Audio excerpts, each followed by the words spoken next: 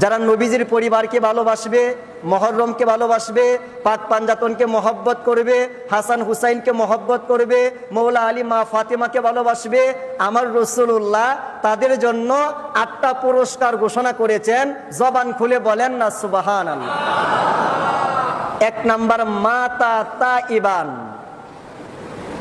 যারা পাক পাঞ্জাতনকে মহব্বত করবে তাদের মরণটা তওবাকারীর মরণ হিসেবে কবুল হবে।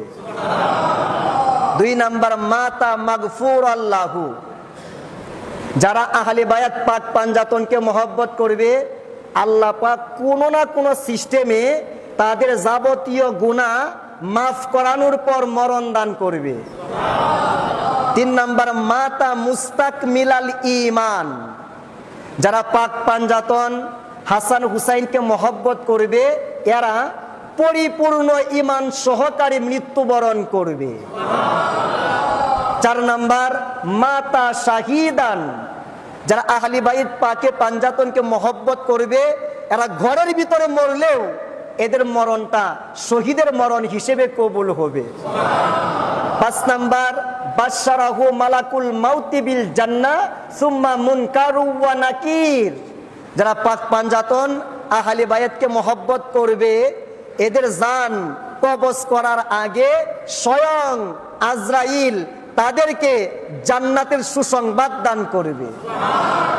এরপরে সুম্মা মুনকারু ওয়া নাকির, এই উম্মতগুলা যখন কবরে যাবে মুনকার নাকির প্রশ্ন করার আগেই তাদেরকে জান্নাতের সুসংবাদ দান করবে। এরপরে ফুতিহা লাহু ফি কবরিহি বাবানে ইলাল জান্নাহ, যারা আহলে বাইত পাকে পাঞ্জাতনকে মহব্বত করবে আল্লাহ পাক তাদের কবর থেকে জান্নাতের 2টা দরজা ওপেন করে দিবেন। জাআলাল্লাহু কবরাহু মাজার মালাইকাতির রাহমা, যারা আহলে বাইত মহব্বত করবে পাকে পাঞ্জাতনকে মহব্বত করে কবরে শুয়ে যাবে কিয়ামত পর্যন্ত সেই কবরটাকে আল্লাহ পাকের রহমতের ফেরেশতারা চতুর্দিকে জিয়ারত করতে থাকবে।